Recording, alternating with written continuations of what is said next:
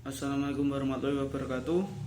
Perkenalkan, saya Agung Kurniawan, mahasiswa Universitas Widya Mataram, Fakultas Hukum 2020 dengan nomor siswa 2012 17702. Pertama-tama izinkan saya untuk membagi penjelasan tentang refleksi atas pemisahan pemilu nasional dan pemilu lokal. Nah, sebelumnya penyelenggaraan pemilihan umum dilaksanakan secara serentak di Indonesia sebagai bagian dari mensukseskan demokrasi. Nah, untuk di Indonesia sendiri untuk pemilihan umum pilkada itu dilakukan serentak, walaupun di tiap daerah itu pemilihannya itu di tiap daerah, tapi untuk waktunya itu dilakukan serentak. Contoh untuk yang terbaru ini pilkada 9 Desember kemarin yang dilakukan serentak tanggal 9 Desember. Nah, demokrasi berbagai permasalahan muncul mulai dari masa jabatan pejabat publik yang belum akan berakhir pada saat pelaksanaan pesta demokrasi serentak dilaksanakan. Nah, itu kan jadi di Indonesia ini pada saat mau diadakan pemilihan, nah salah satu calonnya itu ada yang petahana lah maksudnya.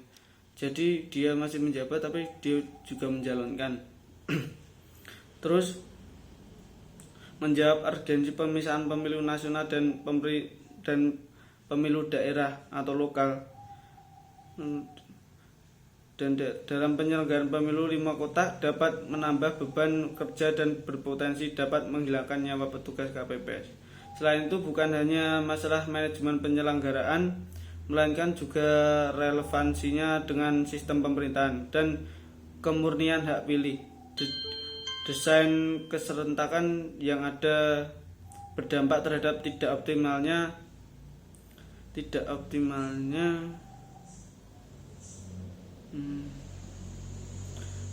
pelaksanaan hak pilih dan tidak terjaminnya proses penyelenggaraan pemilu sesuai asas jujur dan adil. Untuk itu, memahami masalah pergulatan pemilihan serentak terjadi setelah pelaksanaan serentak pada pemilihan serentak memakan banyak korban dengan sistem 5 kota, akan tapi potensi jika tidak dilaksanakan secara serentak akan berakibat pula kepada lemahnya posisi presiden untuk menyelaraskan agenda pemerintahan serta agenda pembangunan dikarenakan kepala daerah sebagai perpanjangan tangan pemerintah pusat sekaligus sebagai penyelenggara otonomi daerah untuk tujuan pembangunan nasional akan menghadapi perubahan konfigurasi politik. Terus refleksi dalam memaknai pemilihan umum serentak di Indonesia. Menurut Undang-Undang Pemilu, pemilihan umum dilaksanakan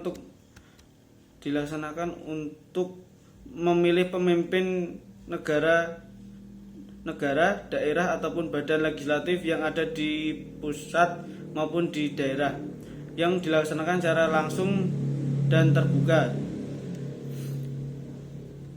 Dalam Negara Kesatuan Republik Indonesia berdasarkan Pancasila dan Undang-Undang Dasar Negara Republik Indonesia tahun 1945, dalam menjalankan fungsi pemilihan, lembaga KPU ditugaskan dalam menjalankan fungsi demokrasi guna mensukseskan fungsi demokrasi ini. KPU diharapkan menempatkan posisinya sebagai lembaga independen. Berhasil tidaknya pemilu dilihat dari sisi proses dan hasil. Proses pemilu dapat dikatakan sukses bila asas luber dan jurdil benar-benar terwujud dalam setiap pelaksanaan tahapan pemilu. Terus proses tahapan pemilu, terus di sini semua perundang-undangan dan prosedur pelaksanaan tahapan benar-benar terimplementasi dengan baik dan benar. Setiap terjadi pelanggaran, pelaku mendapatkan sanksi sesuai ketentuan. Terus konsep pemilihan umum yang dilaksanakan di Indonesia dengan pemilu serentak yang merupakan sebuah solusi.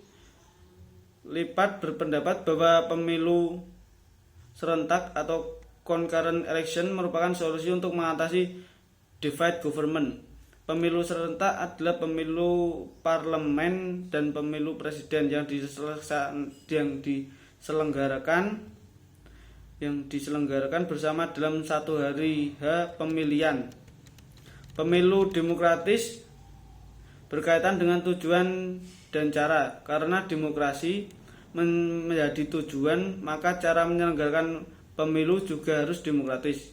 Karena itu pemilu serentak dapat ditinjau dari segi efektivitas atau efektif dan efisiensi. Perbedaan efektivitas dan efisiensi sangat tepat adalah berikut ini. Nah, perbedaannya yaitu kalau efektif pemilu serentak untuk kelima jenis pemilu akan dapat dikategorikan efektif bila mencapai tujuan yang ditetapkan. Terus kalau efisiensi, nah untuk proses pemilunya itu tidak ribet, tidak memakan banyak waktu atau apa, tapi dalam pelaksanaannya cukup efisien lah. Terus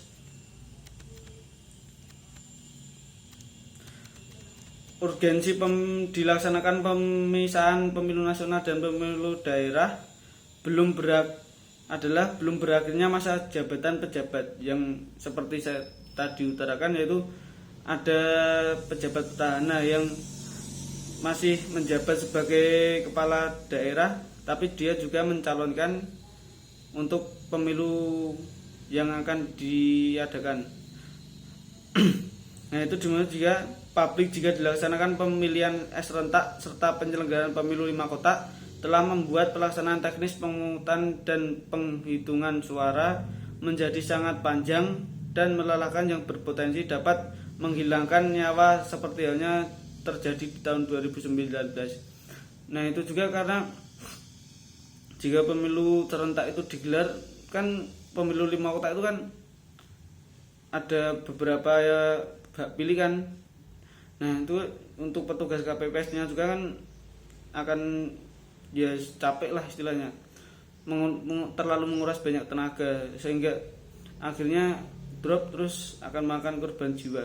Terus manajemen penyelenggaraan, melainkan juga relevansinya dengan sistem pemerintahan dan kemurnian hak pilih sebagai bagian dari hak konstitusional warga negara mesti dilindungi desain keserentakan yang ada.